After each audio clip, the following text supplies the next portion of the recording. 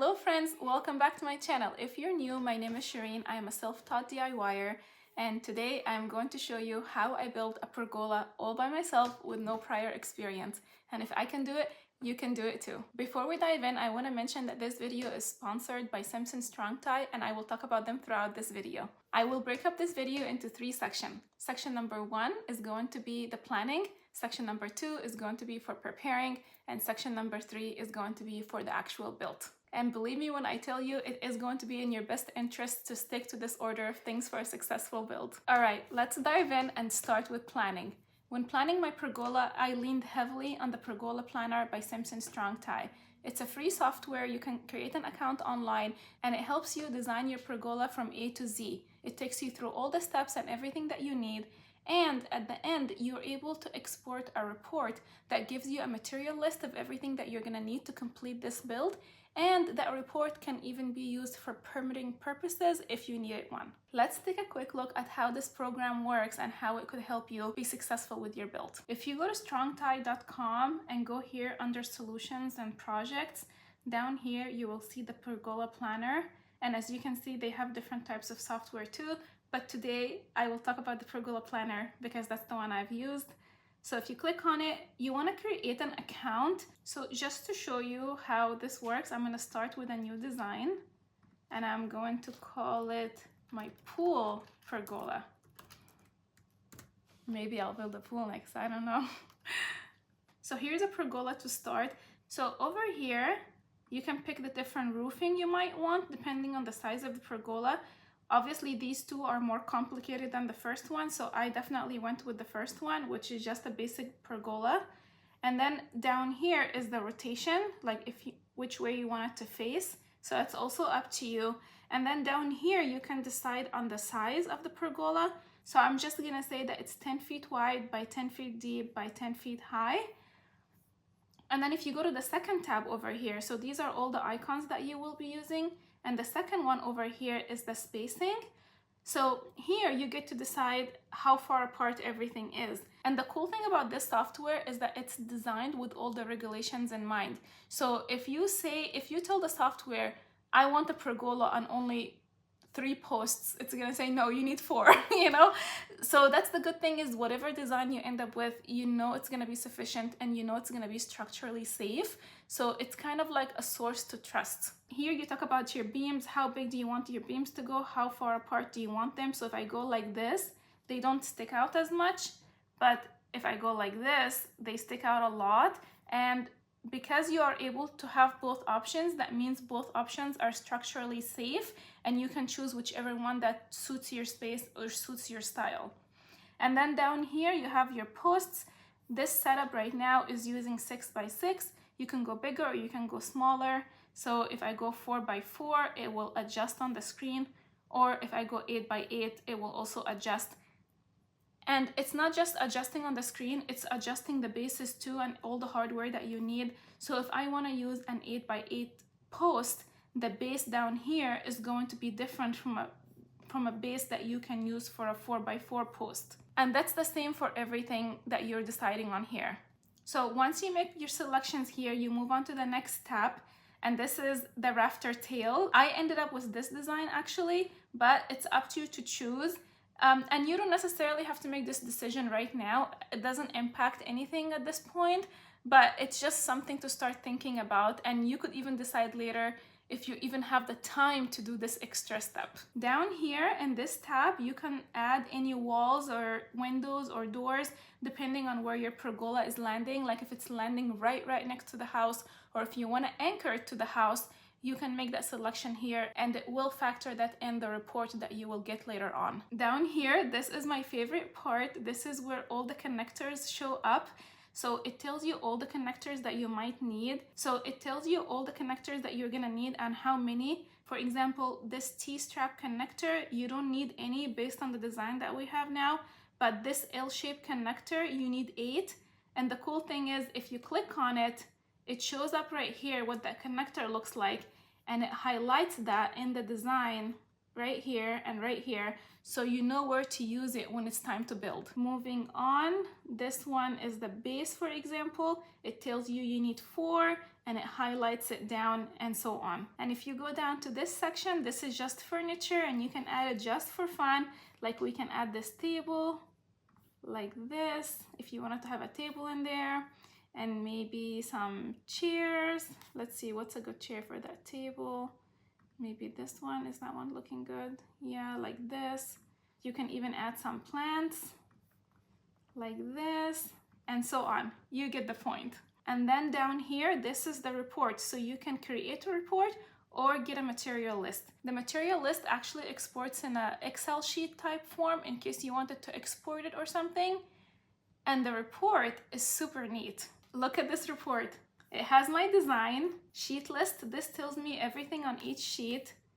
This is a step 1, how you should anchor, how far apart everything needs to be, and so on. Look at all this. Like, you guys, people pay money to get this made, thousands of dollars. So I am just blown away by how helpful this Pergola planner is. And I hope that you utilize it and build something. You're gonna feel so good about it. Up next, let's talk preparing. There's so much in this section and it could make or break your build. I'm just kidding. You're gonna be successful, but really if you stick to this order of things and have everything ready before you start, you are more likely to be much faster and way more successful. Step 1 is to prepare your foundation. You wanna measure exactly where your posts are going to go in the ground and mark them down to the inch, like exactly where you would drill. It just so happened for me that the areas where my posts were going, I already had solid concrete in those areas, so I literally just measured and marked.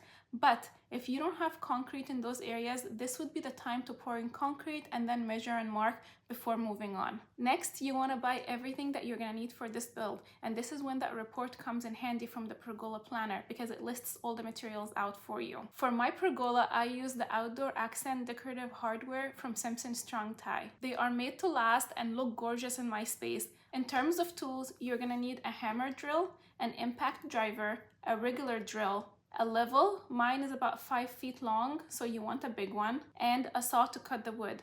I used both my circular saw and my table saw, but really I think what would have been best is a miter saw, but I didn't have one, so I worked with what I had. Okay, the next couple of preparation steps have to do with preparing the wood, and this has to do with what kind of finish you want for your pergola. I started out with pressure treated wood and I wanted it to look like painted wood. For me, my old pergola was eaten up with termite, and I think that traumatized me, where when I was picking the wood for my new pergola, I wanted it to be pressure treated, but the pressure treated wood is not pretty, like it has this red color, and I wanted it to look more like paint. So I used a wood cleaner and I scrubbed it down every side of it and pressure washed it. And then I applied a wood brightener to enhance the color so that it would absorb the solid stain much better. And then I applied the solid stain to get the finish that I want. So as you can see, there were quite a few steps for me that I had to take to get to the finish that I want. But I think like if you started with a different type of wood and you were in love with that wood color as is, you could just skip this part altogether. The other thing that I did in the preparation phase is I grouped all my hardware in order of what I would need first. So I made a group for everything that I would need when I'm installing the posts. Then I made another group for all the hardware that I would need when I'm installing the beams. And then another group when installing the rafter. That way I knew where to grab my supplies from so I could move a little bit faster. Sorry, can you guys tell I'm such a planner? Now that we've talked about preparation and prepared everything, let's start the build.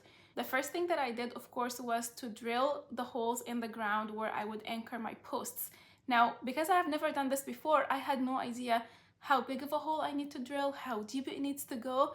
But lucky enough, I was using the base from Simpson Strong Tie that came with everything that I needed in terms of information. On the label, it told me what anchor to use, what size hole to drill, what size drill bit to use to get that size hole that I need for the anchor that I'm going to use. So as you can see, Simpson Strong Tie products are really well thought through, and I really appreciate a smart product. And when I say they set you up for success, I mean it. So I was really happy every time I came across a piece of hardware. I had no idea how this hardware is supposed to be used or how to even get started with it, but I would just read the instructions on the label, and there you have it, everything's right there. So once I drilled the proper hole in the ground, I installed the bases and I brought in the posts, and then I had to secure the posts with some screws, and I also knew what size screws to use based on the information that was on the label. Now, some angles were kind of hard to reach just because of the positioning of the post, like some of them were really close to my house, but I actually got a tool to help me with that, and I will link it for you in the description box below. Now that I had all my posts in place, it was time to bring in the beams. I was so scared of that part because the beams were heavy and they have to be in a certain spot, they have to be leveled, they have to be at the right angle, and I was doing this by myself and I had no idea like how was I gonna do that. And to install the beams, I was using these braces to anchor them in place.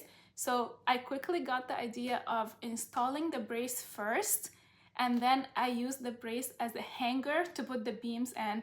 So I put the beam inside the brace temporarily and it was holding up just fine.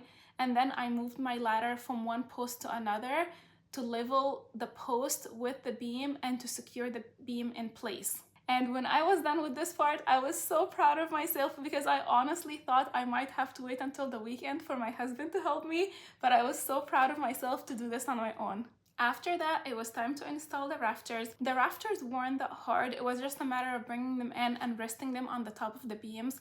Then I moved around with my ladder left and right, positioning them in place and making sure they were evenly spaced from each other. Then I used this L-shaped bracket to secure them in place.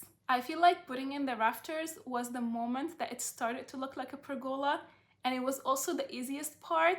So it was like a huge success moment for me. I forgot to mention that before bringing in the rafters, I decided to give them a little design in the front and cut the front at an angle. This is totally optional and there are so many designs to choose from, like different cuts. Some are curved, some are straight. I kept it simple and went with a straight cut, but you could always go on Pinterest and Google different edges for a pergola and pick the one you like most if you wanted to cut the wood at all. At this point, the pergola was holding up really nice and it was so sturdy, but just to go the extra mile and follow that plan that I got from the pergola planner, I added angle brackets. I used 4x4 and I cut the angles on my table saw, which was not the most ideal. Like I said earlier, I think if I had a miter saw, this would have been better, but I was able to cut it and install it and it worked out and it looks great. And that, my friends, is everything I wanted to share with you in terms of building my pergola. I hope it helped you get a better sense of how to build one and what resources you can use to get started. And I hope that you're leaving this video inspired to build on your own, because it's really powerful to be able to put something like this together with your own two hands. If you decide to build one, please tag me on Instagram because I would love to see what you come up with. Everything that I mentioned in this video, from tools to hardware to the software, will be mentioned in the description box below. I'll say bye for now and I'll see you next time. Bye!